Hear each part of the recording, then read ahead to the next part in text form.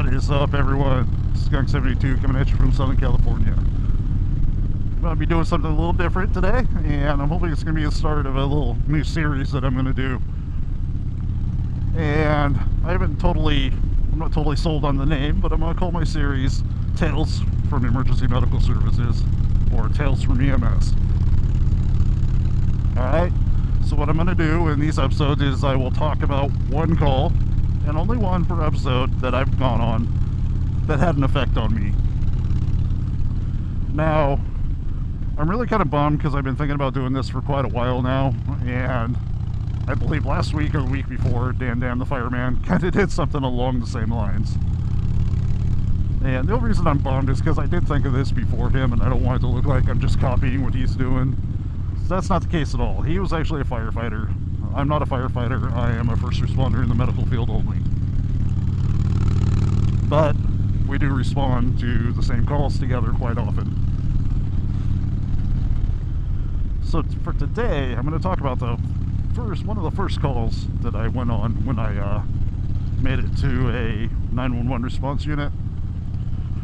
I'm not going to give total details of where. Obviously, I can't mention names or anything like that because of HIPAA policies and stuff like that. But my partner and I, we're both very, very new to being on the emergency unit, no longer on a transport unit. We're working one night in kind of a rough area, and we get a call for a stabbing.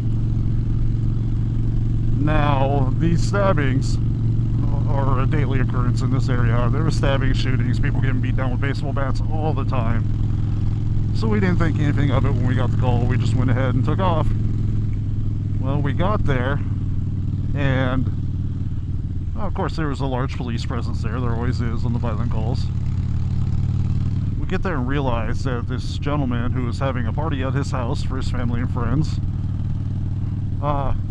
he had some people show up to his party that were not invited. Well, these people happened to be violent people, and when he went and asked them to leave his party because they weren't welcome there, one of them pulled out either a box cutter or a razor knife or something of that sort and really carved this guy up. When we got there, excuse me, we got there, we cut his shirt off and found that his entire epigastric area for probably about 12 inches cut across his whole epigastric area, and it was full thickness. It was like perfectly placed, so it opened up both cavities, and you could see his stomach, his liver, and then in the upper and the chest cavity you could actually see the bases of his lungs. Now, I've seen a lot of stuff through my life, but man, I'd never seen anything like that before. And I'm gonna tell you the truth. I was driving home that morning. It was still dark, but it was morning time when we got off work.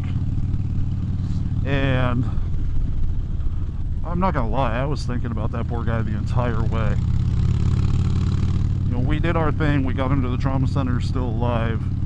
Unfortunately, when I followed up on it, I found out that he died about 2 weeks later from the infection. Yeah, in my eyes, it's just yet another unneeded death over something so small. I've never understood that kind of violence at all.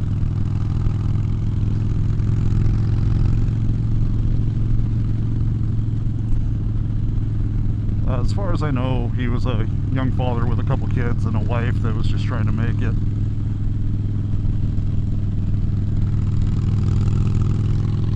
One thing I did learn from that call, because when you get a trauma like that, you have to cut all their clothes off and make sure there's no wounds that you don't know about.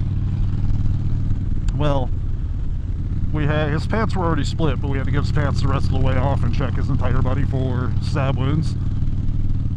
And when I went to take his belt off to get it out of the way, instead of cutting it, I pulled on the flap to pull it out and unbuckle it.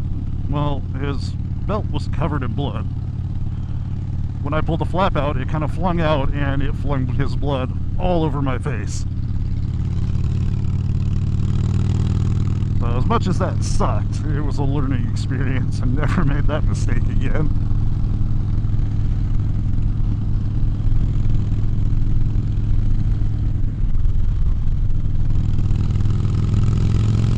But anyway, that was my first really bad call, and thought about it all the way home, and honestly I had a little trouble sleeping that day once I got home, just because all I could picture was that poor guy.